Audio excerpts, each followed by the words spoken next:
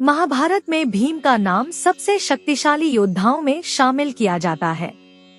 भीम के बारे में कहा जाता है कि भीम में इतना बल था कि एक साथ कई योद्धाओं को परास्त कर सकता था। वहीं महाभारत की कथा अनुसार यह भी कहा जाता है कि भीम में 10,000 हाथियों का बल था। आइए जानते हैं महाबली भीम को कैसे मिला 10,000 हाथियों का बल। दुर्योधन ने पांडवों को मारने के लिए एक चाल चली।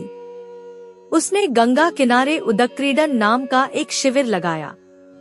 भीम दुर्योधन सहित कौरवों के साथ खेल रहे थे।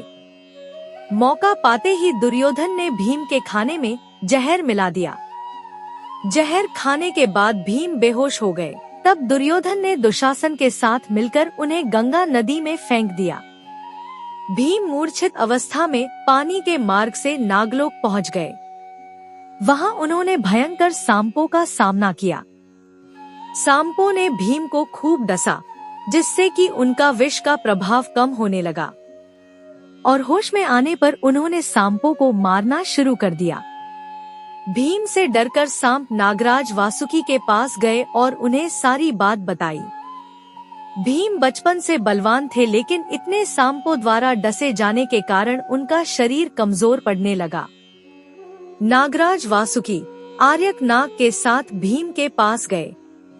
आर्यक नाग भीम के नाना थे।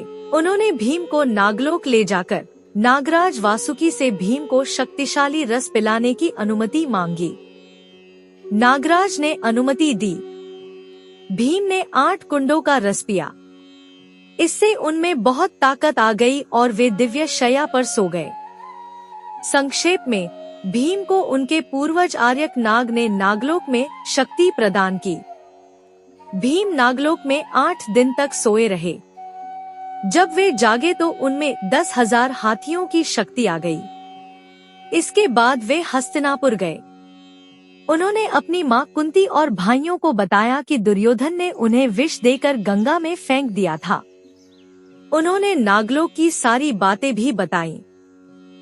युधिष्ठिर ने भीम को यह बात किसी को भी बताने से मना किया।